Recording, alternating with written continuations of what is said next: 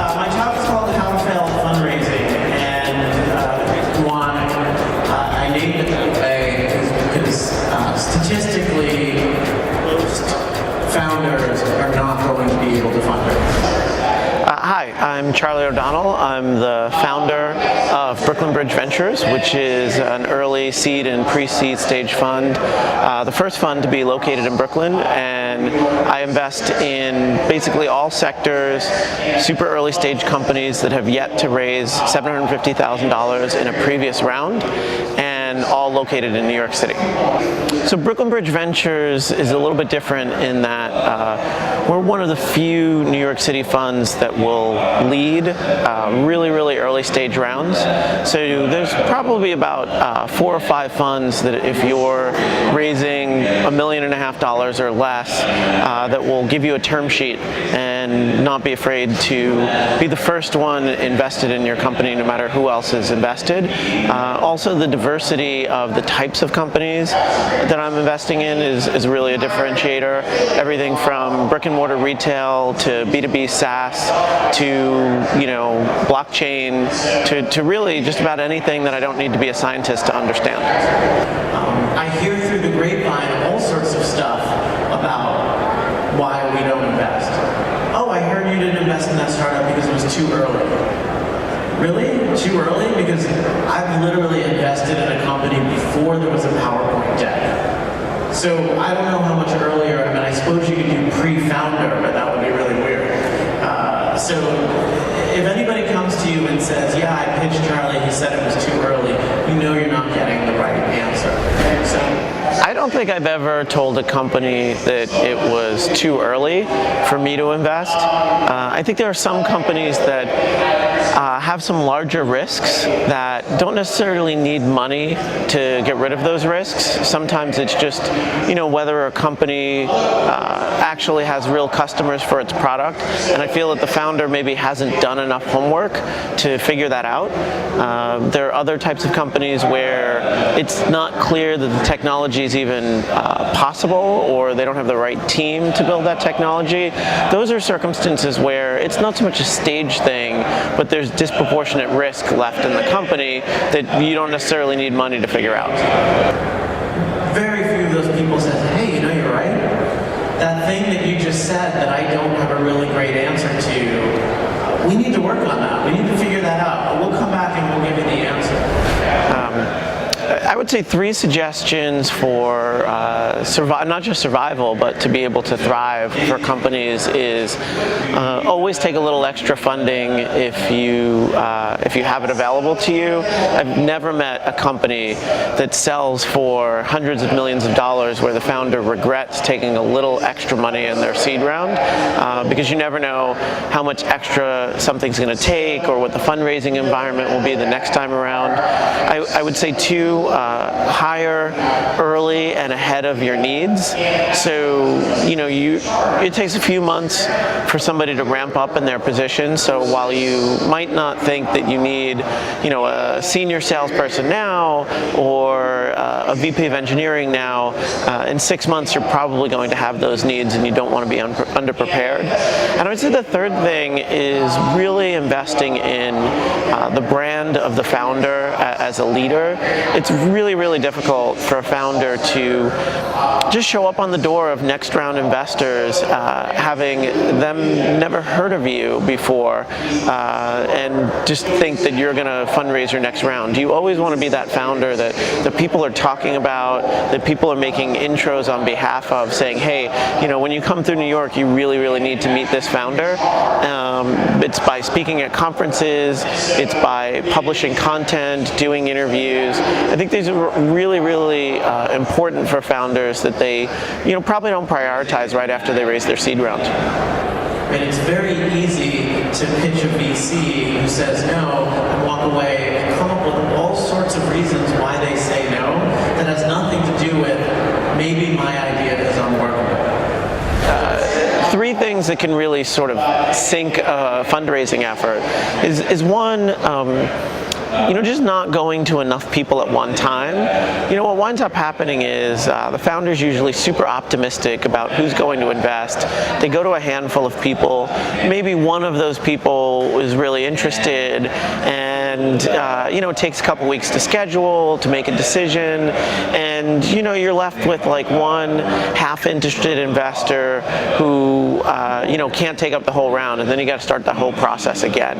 So just making sure you have enough irons in the fire, for one. Two, I would say, think of fundraising as a ticket to the future and not a reward for the past. So too many founders talk about what they've accomplished in the past, which, for a seed round, or even frankly a Series A, is usually not that much. You really want to talk about where this fundraising round is going to lead this company, and help paint a picture for what it's going to be like to be invested in this company in the future. And I would say the third thing is just to be really honest and transparent about what you've figured out so far, what you haven't figured out, and not try and blow smoke to an investor, because we've heard all the lines, we've heard all the ways in which people try and kind of fluff up their data, or say that you're in process with something that might not come through. So I just say honesty and transparency is really, really important. I started a business. My mom told me what a great idea it was. She did not provide any constructive or critical feedback, and yet somehow, despite my mom thinking it was a really, really great idea, I failed at my startup. Just as a consumer, a public company that really is one to watch, I have to say, it's just Amazon. I now have Amazon devices in almost every room. I probably order at least kind of once a week. I'm watching it as a media consumer, and they just seem to be really, really good at executing on product and consumer value proposition. So I can't tell you how many startups I've turned down where I'd say, hey, you know what, this is kind of competing head-to-head with Amazon, and that's not something I'm excited about doing. So as a public company, I think they're incredibly well positioned. I'm not so much a trend follower in tech. I tend to invest in kind of a wide range of kind of quirky deals in all sorts of different industries, and I think investors have to keep in mind that they're investing in companies that they're going to be holding on to for 6, 7, 8, 9, 10 years. And so whatever the trends are right now might not be the trends later on.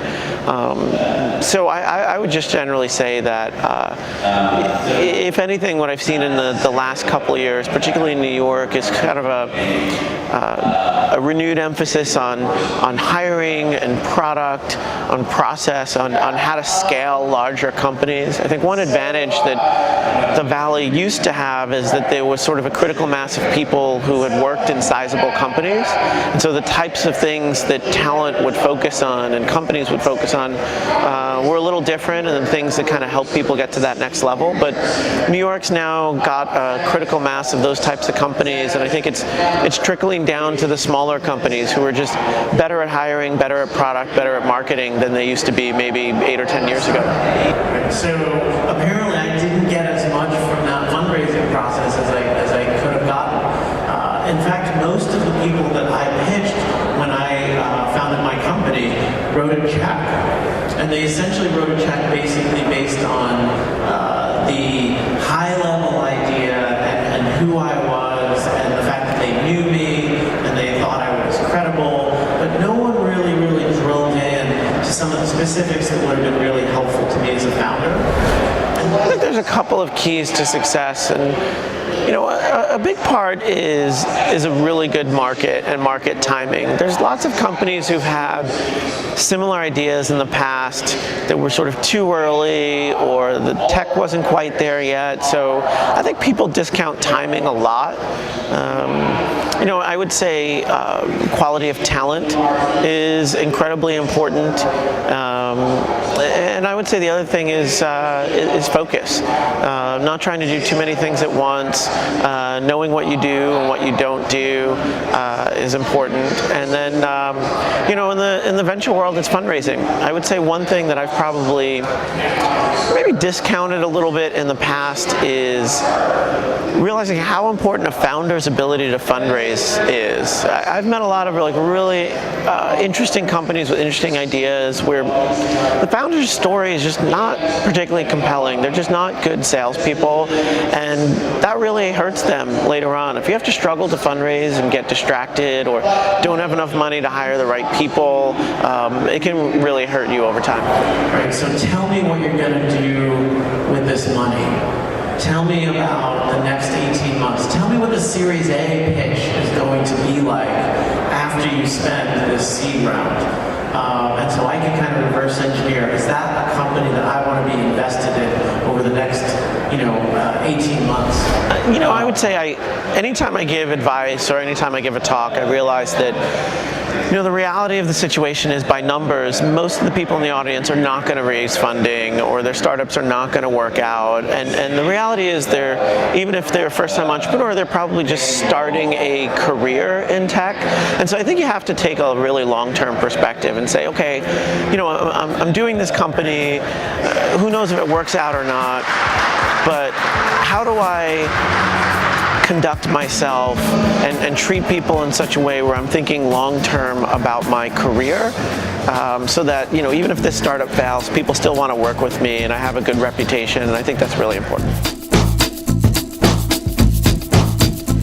I'm a fan of movies about time travel, but man, is it dangerous. You never want to sort of accidentally trip over someone and change the course of history. So I'd say time travel is probably too dangerous. I would say teleportation.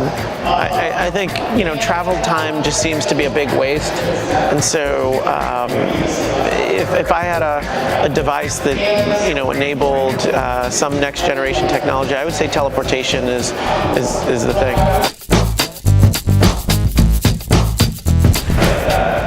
Anything is worse than slow internet in the grand scheme of problems is not that bad. I would take, if I could trade slow internet for the rest of my life for a progressive Supreme Court or an impeachment, or I would take that in a heartbeat. So slow internet is a really high class problem. I don't mind slow internet.